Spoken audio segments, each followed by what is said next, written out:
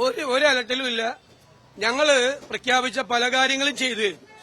ഒന്ന്, രാഹുൽ ഗാന്ധി ഇടപെട്ട് കർണാടക ഗവൺമെന്റിനെ കൊണ്ട് ചെയ്യിപ്പിച്ച 100 വീടുകളുടെ പണം കൈമാറി.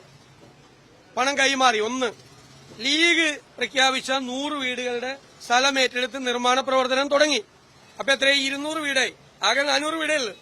ഇനി ഞങ്ങളുടെ സ്ഥലം കിട്ടാൻ അടുത്ത ആഴ്ച ഞങ്ങളുടെ രജിസ്ട്രേഷനാണ് സ്ഥലത്തിന്റെ. ആ രജിസ്ട്രേഷൻ കഴിഞ്ഞാൽ ഉടൻ തന്നെ 10 ദിവസത്തിനുള്ളിൽ പ്ലാൻ അംഗീകരിച്ച് ഞങ്ങളുടെ നിർമ്മാണ പ്രവർത്തനം ഞങ്ങൾ തുടങ്ങും. അപ്പൊ 300 വീടാവും. അപ്പൊ ആകെ 400 വീടേ നിർമ്മിക്കേണ്ടേ ഉള്ളൂ. അപ്പൊ 300 വീട് നിർമ്മിക്കുന്നത് UDF-ആയിട്ട് ബന്ധപ്പെട്ട് കോൺഗ്രസുമായിട്ട് ബന്ധപ്പെട്ടാണെന്ന് മനസ്സിലാക്കിയാൽ മതി. അപ്പൊ സർക്കാർ ബാങ്കിലിട്ടിരിക്കുന്ന 742 കോടി രൂപ ഇപ്പോഴും ചികിത്സാ ചെലവ് കൊടുക്കുന്നില്ല. അവിടെ ഇപ്പോഴും റെന്റ് കൊടുക്കുന്നില്ല പലർക്കും. അപ്പൊ ആ കാശ് അവിടെ ഇട്ടിട്ട് സർക്കാർ എന്ത് ചെയ്യുക? അതാണ് ചോദ്യം. ഞങ്ങളുമായി ബന്ധപ്പെട്ട് പറഞ്ഞ 300 വീട് അവിടെ വരും.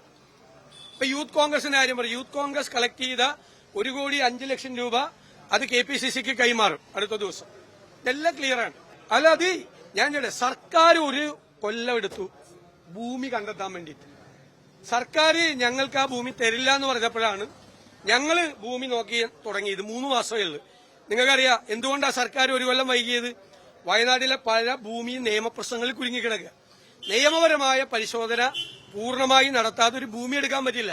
സർക്കാർ ഒരു കൊല്ലം താമസിച്ചപ്പോ ഞങ്ങൾക്ക് 3 മാസം താമസിക്കാൻ പാടില്ല ഭൂമി എടുക്കാൻ. എന്നിട്ട് വ്യാപകമായി ഇതിൽ പ്രചരണമാണ്. ഞാൻ തട്ടിയെടുത്തു പൈസ.